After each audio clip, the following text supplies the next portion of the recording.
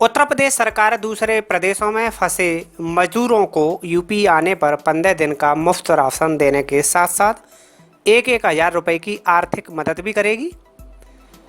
आश्रय स्थलों में रहने वालों का वहीं पर पंजीकरण करने के बाद यह पैसा सीधे उनके खाते में दिया जाएगा। गैर राज्यों में फंसे करीब 10 लाख मजदूरों को यूपी लाने और उन्हें क्वारंटीन करने के संबंध में अपर मुख्य सचिव राजस्व रेणुका कुमार ने शासनादेश जारी कर दिया है। उन्होंने कहा कि प्रवासी श्रमिकों के बड़ी संख्या में प्रदेश में वापस आने की संभावना को ध्यान में रखते हुए ये तैयारी की गई है। इनको 14 दिनों तक क्वारंटीन करने के लिए अस्थायी आश्रय स्थल बनाने, भोजन, अन्य इंतजाम डीएम कराएंगे। क्वारंटीन कैंपों में रहने वालों के खाते में पैसा भेजा जाएगा। उत्तर प्रदेश के प्रत्येक जिले में कम से कम 15,000 प्रवासी श्रमिकों के रखने की व्यवस्था होगी। पूर्वी यूपी के कुछ ऐसे ज़िले हैं जहां से काफ़ी संख्या में लोग अन्य प्रदेशों में काम कर रहे हैं, इसलिए इन ज़िलों में और अधिक लोगों के रखने की व्यवस्था की जाएगी। इसके अलावा यह ध्यान रखा जाएगा कि क्वारंटीन में रखे गए मजदूर भागने न पाएँ। इसके संचालन के लिए जिले के वरिष्ठ अधिकारी को नोडल अधिकारी बनाया जाएगा। जहां अधिक प्रवासी श्रमिक बेघर रह रहे हैं वहां कम्युनिटी किचन की व्यवस्था पास में ही की जाएगी। आज मई दिवस है। मैं इस अवसर पर प्रदेश के अपने सभी कामगार और श्रमिकों को हृदय से बधाई देता हूं। लॉकडाउन के दौरान आदरणीय प्रधानमंत्री मोदी जी के नेतृत्व में पूरे देश के अंदर प्रधानमंत्री गरीब कल्याण पैकेज के माध्यम से 80 करोड़ नागरिकों को 1,70,000 करोड़ रुपए की गरीब कल्याणकारी योजनाओं के साथ आच्छादित करने का कार्य हुआ है। इसमें कामगार है, श्रमिक है, किसान है, युवा है, उद्योग में काम करने वाला जो हमारा श्रमिक है, ये सभी लोग इस योजना से आच्छादित हुए हैं।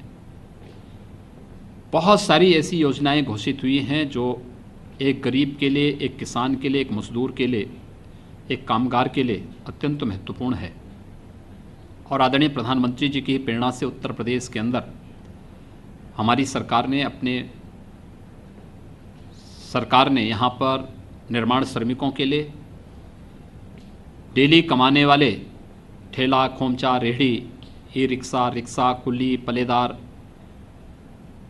ग्रामीण और शहरी क्षेत्र में विश्वकर्मा श्रम सम्मान से आच्छादित होने वाले उन 16 कैटेगरी के कामगारों के लिए धोबी है, मोची है, नाई है, सुनार है, कुम्हार है, राजमिस्त्री है, इन सभी प्रकार की जो कैटेगरी है, इन सब को हमने भरण पोषण भत्ता देने की व्यवस्था की और सफलतापूर्वक अब तक 30 लाख ऐसे सभी निर्माण श्रमिकों के साथ साथ अन्य सभी श्रमिकों को ये सुविधाएं उपलब्ध कराई हैं। आज मुझे बताते हुए प्रसन्नता है कि हम एक बार फिर से अपने 30 लाख इस श्रमिक वर्ग को फिर से दूसरी बार भरण पोषण भत्ता की राशि जारी कर रहे हैं। मैं इस अवसर पर अपने सभी कामगार और श्रमिक बंधुओं को हृदय से बधाई देता हूं।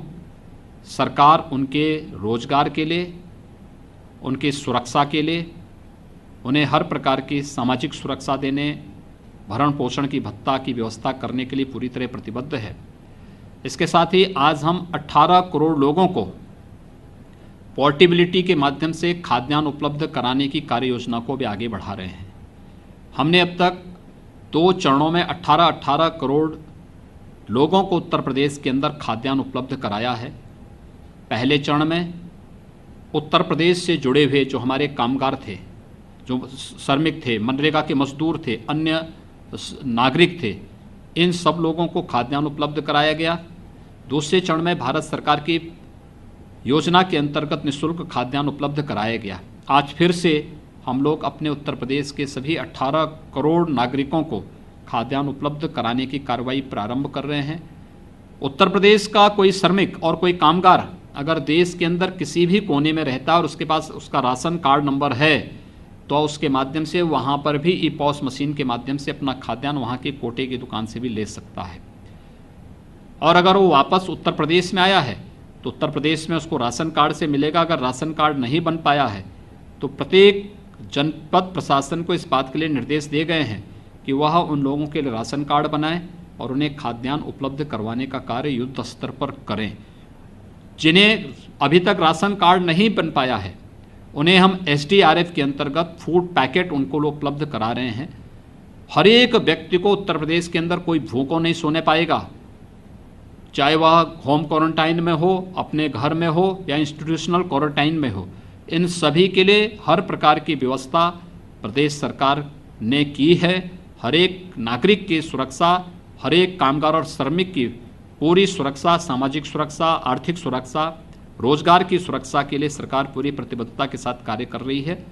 मुझे विश्वास है मई दिवस श्रममेव जयते के संकल्प के साथ हम सबको एक नई प्रेरणा के साथ एक नए उत्तर प्रदेश के निर्माण में आप सबके श्रम और आप सबके परिश्रम से आगे बढ़ने के लिए हमको एक ताकत देगा। मैं आप सबका अभिनंदन करता हूं, आप सबको मई दिवस की बधाई देता हूं। धन्यवाद।